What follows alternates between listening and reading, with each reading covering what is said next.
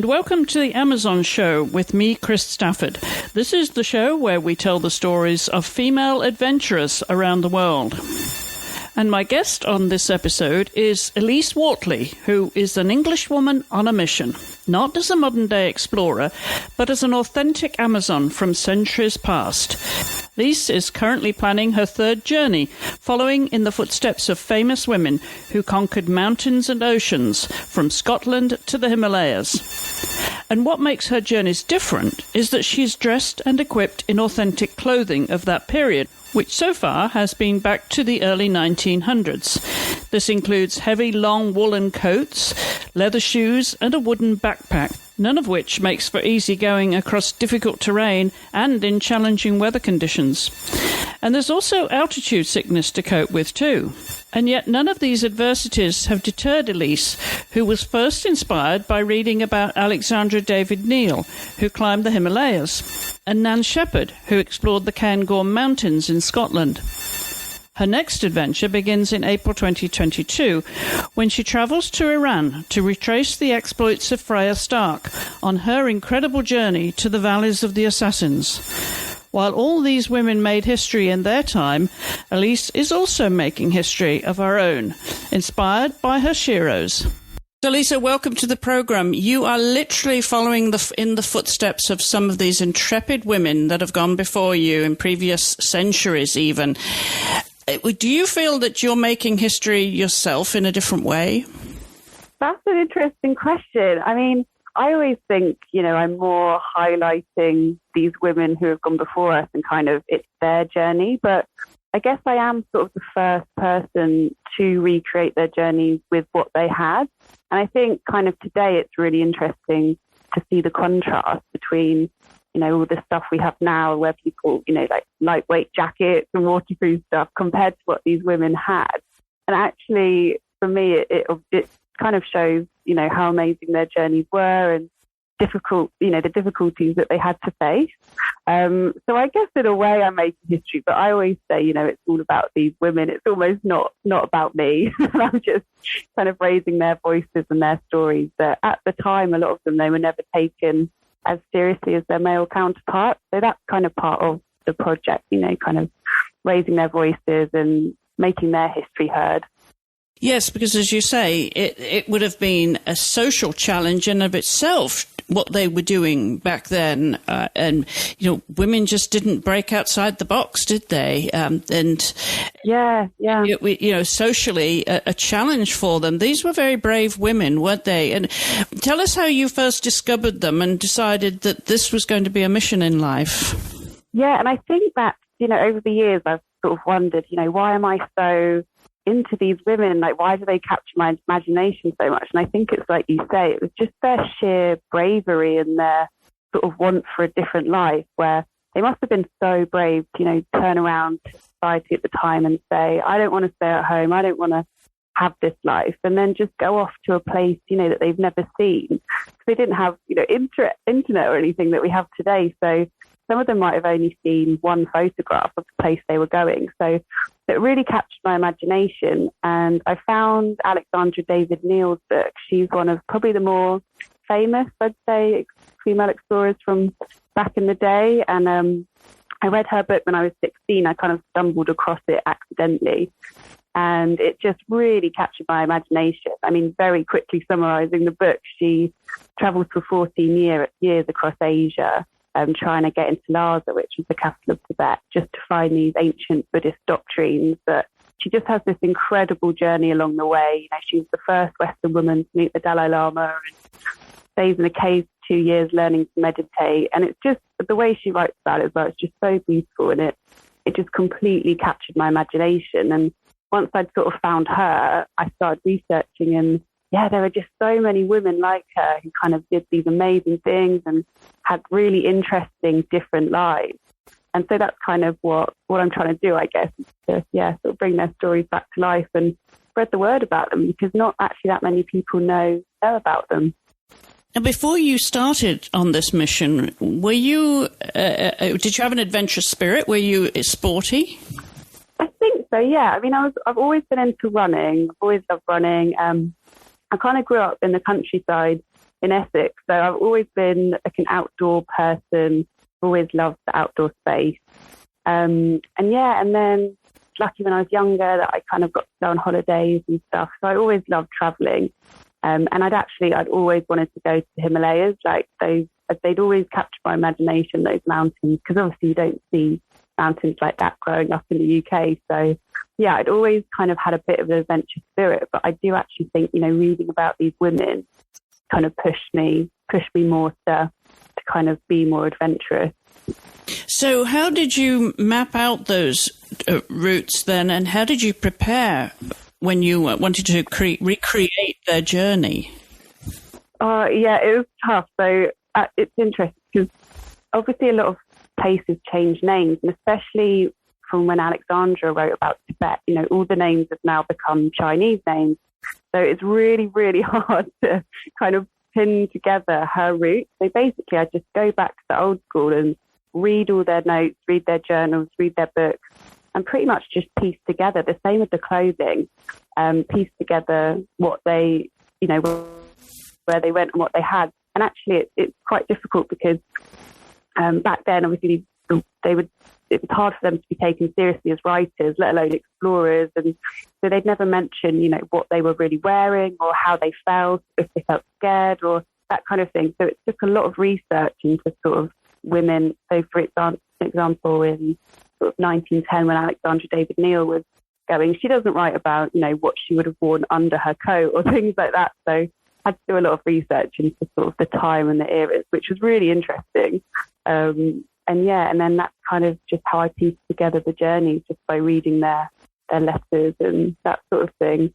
And then trying to make it work on Google Maps for today. But so you had to take printed maps, I presume, because that's all they had. Cartography. Yeah, exactly. Yeah. And it's really cool, this next trip I'm doing, actually, which is Freya Stark. She actually, the area we're going to, she mapped it out. She was the first sort of Western person to draw the maps of the area for the Royal Geographical Society. So we actually have copies of her original maps that she drew. And interesting that they're actually really, really accurate. Obviously, they're not perfect, because if you kind of compare them to modern day maps, you can see. But to be fair, just one woman on foot, drawing that back then, it's really impressive. So yeah, it's really interesting to see sort of how the places and how the towns and things that they visit have grown as well, and that sort of thing, just comparing it to the last 100 years. Did you ever get lost? Well, I always have local guides with me, so that's another big part of the trip. And the trip that I do is to find female guides in sort of areas that I go to. I definitely did in Scotland, because that was one, I was just on my own for that one, like Nan Shepherd would have been. So I literally just wandered through the Cairngorms for sort of nearly 3 weeks just on my own. And it was actually quite nice to be lost there, because you kind of know it's safe, and you can I could always sort of find my way back. So, so a bit of help from other people, and I tend not to get too lost. Well, I want to talk about your team, and obviously these sort of things take a village to carry out and travel to the extent that you're doing. But just go back to the clothing, if we can, Elise, because that in itself was a challenge to mimic what they wore. Where did you find the clothing? Did you have to go to theatre costumers? Yeah, it's really interesting, because as you so Alexandra David Neal was sort of 1910, and that was really hard to find anything still around from that era. So I managed to sort of find the Yakwal coat, but only in India. It was a traditional coat that she wore. So someone I know who lived there actually knew that these coats still existed. So she managed to pick me up that one. But then as you go to kind of 1930, so when I did the Nan Shepherd trip, there's a lot more things there. Like there's a lot more stuff still around. So it is easier to find, sort of traditional tweed jackets and the traditional leather boots and that sort of thing. So it's a bit of both, really, just piecing them together and trying to find them on eBay or sort of old vintage shops. And for this next one, I'm actually getting the outfit specially made. So I just study lots of photographs of what they would have worn, when they were on their journeys. And then I just try and recreate it that way, basically, and kind of see what they wrote about in the book. So yeah, for this one, I'm actually making it all myself. Well, you told me before that you're an illustrator, so has that helped you in your graphic, the graphic detail that you need, and to imagine the costumes and how this would have felt, as a woman? Yeah, I guess so. Yeah, and I mean, it's quite interesting when you actually draw something out, because you do get a lot more sense of what that photograph is kind of telling you. So for this one, we've been doing lots of sketches of sort of traditional Persian dress and all the beads that they had. And yeah, it is interesting when you sort of sit down like that. But yeah, and then some of it's just, so I think I should probably explain the chair backpack that I have. Yes, I was coming to that. Please do. Yeah. So that one was basically, I was looking online for sort of old vintage backpacks from 1910. And I didn't realise they were so expensive. So they're kind of like £800 to £1,000, like a proper old vintage one. So I realised they were just made of sort of old oak or whatever wood it was. And I had this picture of one. And I basically just sort of made my own out of a chair that I found on the street. And it literally looked exactly the same. And then when I got to India, I just put the basket on it. So again, it's a bit of sort of mishmatch, matching it all together, just making sure all the materials are the same, because actually a lot of the stuff from these early eras won't be around anymore. So yeah, it's just sort of mishmashing it all together, I suppose. I wouldn't imagine that would be terribly comfortable to carry on your back, but you had a thick coat over it, right? Over, between back. Yeah. So some protection, but wood must be awfully uncomfortable to carry for any distance. I mean, yeah, I wouldn't recommend it, but I was actually surprised. I thought it would completely destroy my shoulders, my arms, and I definitely had sort of a lot of rubbing. But like you say, it was so cold up in the Himalayas that I just had so many layers on, like woolen layers, that I didn't really feel the backpack. And it was just tied on with thick bits of rope. So, I mean, obviously it's not as comfortable as the modern day one, but I was pleasantly surprised actually. And the boots as well. I didn't seem to get as many blisters as I thought I would. So yeah, I mean, obviously not 100% practical, but definitely better than I thought. Yeah, I was thinking about the boots that you were wearing, and by modern standards, they would be very uncomfortable to wear leather and leather soles, of course, and not entirely safe, I would imagine, in some of the surfaces that you were encountering. So you would dress up like this once you got there, and how long would you go for wearing those clothes, Elise? So I wear them for the entire trip. I do it as these women would have done. So I kind of, as soon as I get to my start point, I'll put them all on. And like I said, it's just to show the extra things that they had to deal with. So obviously they had to deal with the actual challenge that they were doing, but also the clothing, because quite often, the men were allowed to wear trousers and all this stuff. These women, they weren't allowed such easy clothing, I guess. You see all the pictures of Scottish women climbers from like the early 1900s, and they're climbing in their petticoats. But it's just crazy to think that they had all those other pressures and then the clothing on top. But yeah, that's it. Of course, it wasn't just the clothing and the backpack that you were having to endure over these distances and this terrain and these climates, but also the camping wouldn't be as convenient as it is today. What did you have to take? What was available in those days? So they have, I guess they're called canvas tents. So they're super, super heavy. So that was another thing that I find with all this equipment. It's so heavy, and especially when it gets wet, it's just really, really unpleasant. And the tents actually were fine. They weren't that different sort of once it's up to a modern day tent. I mean, they blow over a lot more. But in India, actually, when I was in the mountains, I just, in the end, just slept curled around the fire every night, which I think is probably what Alexandra would have done as well. So yeah, it's kind of a bit of both. And yeah, in Scotland as well, the wind there is kind of crazy, and I didn't really realise it would be quite that bad. So there was a lot of tent blowing down. But yeah, just really heavy canvas tents. And that's what I'd say about all the equipment. It's just very heavy and slippy. I tend to slip over a lot. Now, what about food and water? How much were you able to carry, and what would you have eaten? So I do what they did, and I just kind of get food along the way or carry what I need till I know that I can get some more from the next place. So Alexandra just stopped in sort of people's houses along the way and just, bought food off people that she passed, which again is what we're going to do when I do the next trip in Iran. So we're just going to stay with families along the way, exactly as they would have done, back in 1920. So it's never as, I don't have to carry that much food. I just kind of make sure with my planning that we can get enough as we go.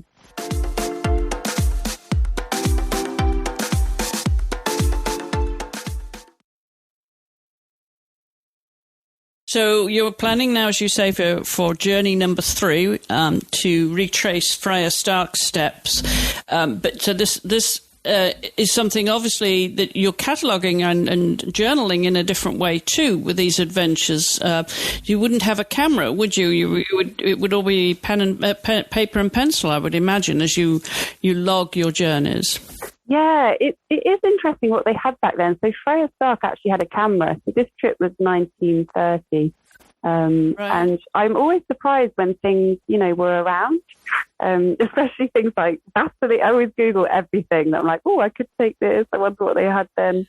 I'm always really surprised by actually how long, there's things been around. I know this one sounds silly, but, matches. Because I thought I'd be having to make, quite naive, I thought I'd have to make fire by stick and stone. But no, matches have been around for a very, very long time. Well, that's good. That's one convenience for you. So in terms of, a kettle or creating the fire, and did you have a pot, or did you rely on eating when you got close to the villages each time? Or how much were you eating as you were camping? Yeah, we ate lots. So we had kettles. Actually, Alexandra always wrote about her 2 hot water bottles that she had as well. So I had hot water bottles. It was luxury. And yeah, we had kettles. Those hot water bottles would be very different to what they are today, though. I mean, today they're rubber. Yeah, exactly. They might have been sort of animal insides or something back then. But yeah, it's really interesting. But yeah, we just had, obviously we had to have tea as we went. So yeah, we just had the kettle and the fire, and it's just so nice in a way, taking it back to sort of that very simple way of living. And again, I didn't have any modern technology to kind of distract me. So I was just sort of very immersed in, making the tea each night or just boiling the water. It was like the big activity for the day. And obviously all the walking. So there's something amazing about going back to that sort of very basic way of living. I can just imagine, really connecting with nature in every sense of the word. Now, you were journaling as well, were you, whilst you were travelling? Yeah, I keep journals, as I go. And then I have actually have Emily who comes along and films it, because that's the amazing thing about today. These women didn't have any of the platforms. I always think this is really cool. They didn't have internet or things like that. So I guess it's another way that we can share their stories by kind of recording everything that we're doing. So yeah, Emily kind of films everything, and then I just sit there with my journal and my ink pen, penning away. And Emily is a friend or family? How did you persuade her to get involved with this? No, I was just looking for a female videographer, and I found her. She's kind of a friend of a friend. So she came along as well, and then she's come on all of them now, actually. She's too good for me now. She's BAFTA winning sort of director of photography, but I still managed to persuade her somehow to come on this trip. So yeah, she's coming again on the next one, along with the female guide. So it's always a really lovely sort of core group of women, and there's something really magical about having the team all women, I suppose. So yeah. So you have an official Sherpa? Yeah. So we had Django, who came on the first one, and then, which again, everyone said there's no female mountain guides in India because it's not a job that women do. And after a lot, it took me months to find her, but I did eventually find her. So they are there. They're just not as well known. And then this time around, we found some brilliant Iranian guides who are coming with us. So yeah, it should be really good. So tell us about this next trip in Iran, following in the footsteps of Friar Stark. Yeah, so we're going to recreate her most famous book called The Valley of the Assassins. She wrote over 30 travel books, actually. So she was quite well respected at the time. I found with a lot of these adventurers, these women, their writing's never taken that seriously. But Freya was actually one of the more sort of well-known ones. And The Valley of the Assassins was her most famous book. And she actually travelled there the Assassins were this very old sect that kind of was, formidable throughout history. And they were meant to be sort of quite dangerous. And even today, they're very entwined into modern life. So like Assassin's Creed, the video game, that's based on them. So yeah, Freya went to basically draw maps of the area for the RGS, but also she was an archaeologist as well. So to find all their castles and map all them and see what she could find out about them, basically. And yeah, it's this really beautiful big valley called the Alamut Valley. So yeah, we're basically going and retracing her journey through there. And just following her book again, really, and all the places that she talks about. So what's the timeline for that, Elise, and how long do you think it will take? So it's about 3 weeks. Basically, it's quite hard with a British passport to stay there for longer. And it's got to be all quite well organised. You can't just go to Iran and wander around like you could in another country. So it's all quite sort of strictly organised. So I've plotted the whole route now. So yeah, hopefully it will go quite smoothly. But yeah, it's about 3 weeks for this one. Just following her footsteps. And when is the start date? So we're going in sort of end of April, so not long now. So I'm just sort of, crazily trying to get everything together on top of my other jobs as well. So yeah, it's always quite I always say it's harder to organise the trips than actually go on them. Once you're on it, it's obviously hard, but it's done. The hard bit's over, I always say, which I never thought would be the case. So give us some special moments from the first two that you've done in India and in Scotland. What are the standout moments for you so far, that your biggest takeaways, Elise? I think, so basically the aim for the India trip was to get up to, it's called Mount Kanchenjunga, and it's actually the third highest mountain in the world. And our aim was to get to sort of base camp area there. Which is what Alexandra did, and she got her first views over Tibet, which then sort of started her obsession with trying to get into the country. So our aim was to kind of get there, and there were so many things that went wrong, sort of visas, weather, and all this stuff. And eventually we did actually manage to make it, and I never thought that we would. And it was just a really beautiful moment, sort of standing there, looking over at all these incredible mountain peaks. Which wouldn't have changed. And that's the other maybe thing. In 100 years, I don't think that view would have changed. So we were literally having the same view that Alexandra would have had back then, it was a really, really special moment. I think the trip had been, because it was the first one, I didn't know what to expect. And it had been really, really hard. We'd all been really altitude sick. So yeah, that was probably a really, really special moment. And then I think for the other trip I did, it was just sort of learning I definitely came away from that trip a lot calmer. It sounds weird, but so when I first got there, obviously I have a really, really busy life in London. And because I didn't have any modern stuff to kind of distract me, I just sort of, when it got dark, I just sort of go to bed. When it got light, I got up. But in between, I wouldn't, apart from the walking, I wouldn't really know what to do with myself. And I sort of learned that it was fine, absolutely fine to just sit still, while I was making my dinner or looking out, and just take in everything that was around me. And that's what Nan actually writes a lot about in her book, just sort of being at one with the mountain and the environment that you're in. So I learned, honestly, just sort of relax, I suppose, and just sit and just take in everything that was around me with absolutely no distractions. I guess a bit like meditation, maybe. And I definitely feel like I've got a bit of that now in my life for good. Feel like I can just sit and do nothing, there's no pressure to always be doing something. Yes, a very good message for us, and very good to have that still time, just be and enjoy your environment. Yeah. And I'd imagine it's quite a cultural shock when you do re-enter your normal daily life back in London. Oh gosh, yeah. completely. I remember when I came back from Scotland, I got the sleeper train back, but I literally went straight from 3 weeks of being on my own. I mean, a couple of people came to meet me to do a bit of filming, but essentially I was on my own.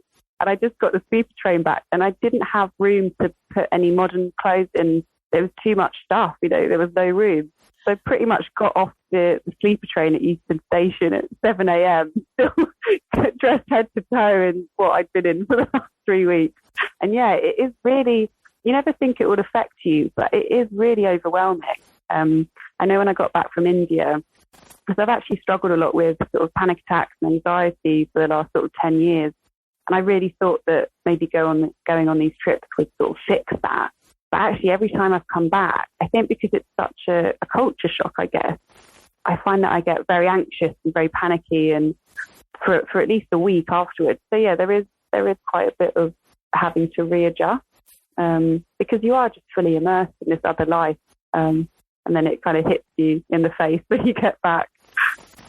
Has it changed you as a person to the extent of, your daily living and your outlook on the world, on life, and how you would like to spend your life now, given these experiences? Yeah, absolutely. And I think someone always asks me, why he's so drawn to these women. And I think it's slowly becoming clearer that actually it kind of scares me, the 9 to 5. I know when I first moved to London, I was just doing 9 to 5 every day, the weekends, go out, get drunk, and then it'd be the next week again. And it was really on repeat. And I've I think through this project, realised that I can't have that life, that life kind of terrifies me. Not that there's anything wrong with that, but I've realised that that's not for me, and I will be unhappy if I do that. So I think maybe it's just sort of me trying to change my life so that I get more access to, different people, different places. And through these women, I guess I'm doing that, which is quite amazing. And I never sort of meant for it to sort of blow up this big, but I'm just going with it, and I'm super happy doing it. So yeah, I would say it's definitely changed everything. Well, on to the third adventure. So has this made you ambitious to do more? Do you have, a list of pioneering women who you want to trace their footsteps in the coming years? Oh, yeah, I have a huge, I think there's about 150 on my list, which is crazy. But this is the thing. There's so many women who did cool stuff all across the world from every continent. And again, no one really knows about them. So, the ideal, the dream would be if I can just do that. Obviously, it's maybe one day, but there are so many. So I'm just at the moment trying to pick out the ones I think are like the most inspiring. But yeah, ever since that first trip, I've been researching and just found so many. And actually, people send me new ones all the time. I think whenever someone comes across a sort of adventurous woman, they send her to me, and I just whack her on the list. So yeah, there's so many. And yeah, I'm really excited actually to keep sharing with their stories. So realistically, how many of these could you do in a year? So this year, I'm hoping to do 3. Obviously, it all depends on funding as well. So I sort of write to companies and try and get funding. So that's how I'm doing the Iran trip. And then a bit of my own money goes into it. So if I can get the funding, I think hopefully this year I'll do 3. Because I'm quite lucky in my other work that I freelance. So I do have a chance that I can do it. And they're just so big to organise. I think 3 might be the maximum. But yeah. So it's been 1 a year so far. So who are the next 2 then after Freya? So there's a woman called Dora Neal Hersen who's more of an author, but she actually sort of explored all of America and the Caribbean in search of sort of the secrets of voodoo. And she wrote a book called Their Eyes Are Watching God. And it's actually it's one of the most beautiful books I've ever read. It's amazing. And she was never famous when she was alive, but actually her writing now inspires so many people. But yeah, she writes about her sort of journey through Haiti and all these places, sort of searching for the secrets of voodoo. And it's just, her story is so cool. Like I'd love to do that one. And there's also Grace O'Malley, who's a pirate queen from the 1500s. So firstly, that outfit would be amazing. I would love to dress as a 1500s pirate. And she's amazing because she kind of survived history. So the monks would write out a lot of women who were powerful or stood up to society. But she had this really famous meeting with Queen Elizabeth. So she rowed her boat from West Island across the Channel and then up the Thames to Greenwich. And an absolute dream of mine would be to recreate that journey and get an old gully boat and fill it with a group of women and row that sort of same course that she did. So they're the next two that I would love to do. So we'll see.